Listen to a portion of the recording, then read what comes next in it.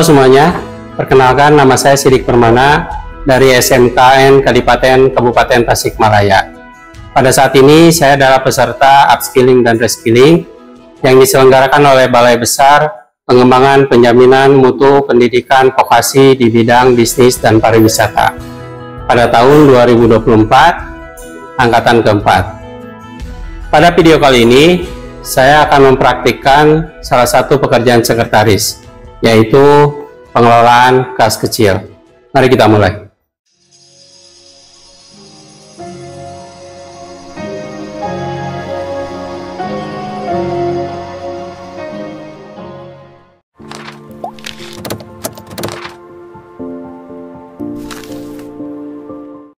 Baik, pada tugas berikutnya adalah kita mempersiapkan penyusunan laporan pajak pimpinan.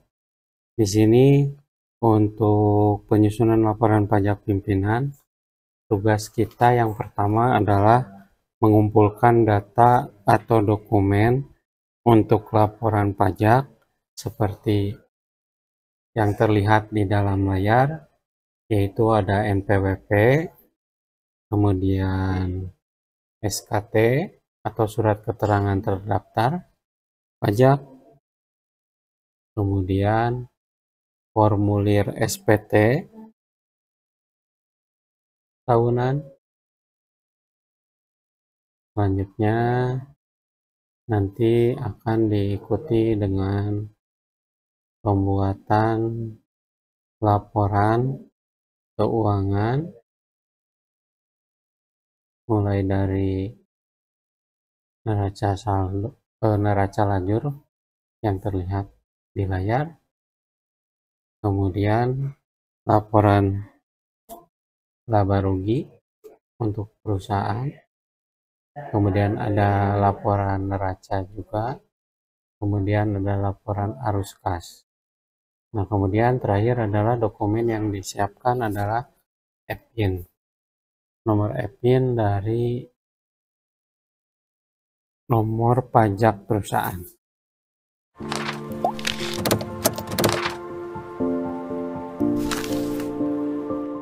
Baik, di tugas kedua adalah menyortir data pajak sesuai jenis pajak yang diwajibkan pada perusahaan. Di sini kita siapkan surat pemberitahuan tahunannya yang sudah terlihat di dalam layar, mulai dari pengisian formulir 1771, yaitu tentang SPT tahunan, pajak penghasilan wajib pajak badan. Untuk tahun pajaknya kita sesuaikan dengan tahun lapor pajak. Kemudian NPWP kita tulis dengan nomor NPWP perusahaan kita. Kemudian nama wajib pajak. Kemudian nama wajib pajaknya PT Sidik Kreatif Indonesia. Jenis usahanya kita menggunakan industri pengolahan atau termasuk ke dalam industri pengolahan, dengan klasifikasi usahanya nomornya adalah 46100. Kemudian nomor telepon, biodata perusahaan kita isi, kita lengkapi. Kemudian untuk periode pembukuan 0123, yaitu di bulan dari Januari sampai 2023. Kemudian bulan sampai dengan 12/23 atau bulan Desember 2023. Kemudian ke bagian bawah juga kita isi seperti penghasilan neto fiskal, kemudian penghasilan kena pajaknya berapa, kemudian PPh terhutang, diisi juga jumlah PPh terhutang totalnya, kemudian kredit pajak dalam negeri. Selanjutnya adalah PPh yang harus dibayar sendiri, kemudian sampai pengisian tanggal, bulan, tahun pajak. Nah, ini di lampiran atau di halaman yang pertama kita isi, kemudian lanjut ke halaman keduanya. Di sini kita sesuaikan data-data yang sudah disiapkan oleh perusahaan ke dalam pengisian formulir SPT. Ini kemudian di lampiran satunya terkait dengan SPT, tahunan pajak, penghasilan wajib pajak juga untuk penghitungan seperti penghasilan neto, mulai dari peredaran usaha, HPP, harga pokok penjualan, kemudian ada biaya usaha lain, ini dihitung. Kemudian nanti kita jumlahkan dengan seperti harta yang dihibahkan, kemudian penyesuaian fiskal, dan akhirnya nanti akan memberikan nilai untuk penghasilan neto fiskal.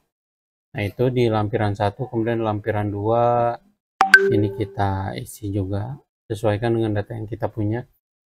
Untuk lampiran 3 sama, lampiran 4 juga, lampiran 5 ini kita isi seperti ada daftar susunan pengurus dan komisaris, mulai dari komisaris utama, direktur, sekretaris, dan bendahara. Nah, kemudian laporan yang ke-6 mengenai masih tetap SPT tahunan pajak, penghasilan wajib pajak badan. Ini diisi. Nah, itulah untuk langkah menyortir data pajak sesuai jenis pajak yang diwajibkan pada perusahaan. Kita lanjutkan ke pekerjaan berikutnya.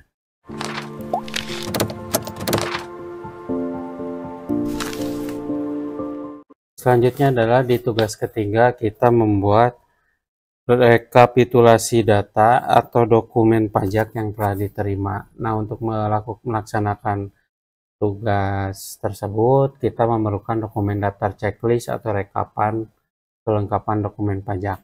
Seperti yang terlihat di dalam layar, untuk daftar checklistnya terdiri dari beberapa kolom dan baris. Untuk kolom pertama adalah kolom nomor, kemudian kolom yang kedua adalah kolom nama dokumen, kemudian kolom ketiga adalah kolom keterangan dengan pengisiannya terdiri dari 2 pilihan, ada atau tidak. Kemudian untuk daftar dokumen pajaknya itu kita mulai dari NPWP apakah ada atau tidak ada. Kemudian untuk dokumen yang kedua adalah SKT pajak, ada atau tidak ada. Ketiga adalah formulir SPT, ada atau tidak ada. Keempat adalah laporan keuangan, dan kelima adalah EPIN. Nah, ini kelima dokumen ini kita persiapkan dan kita checklist rekapannya. Itulah daftar checklist rekapan kelengkapan dokumen pajak.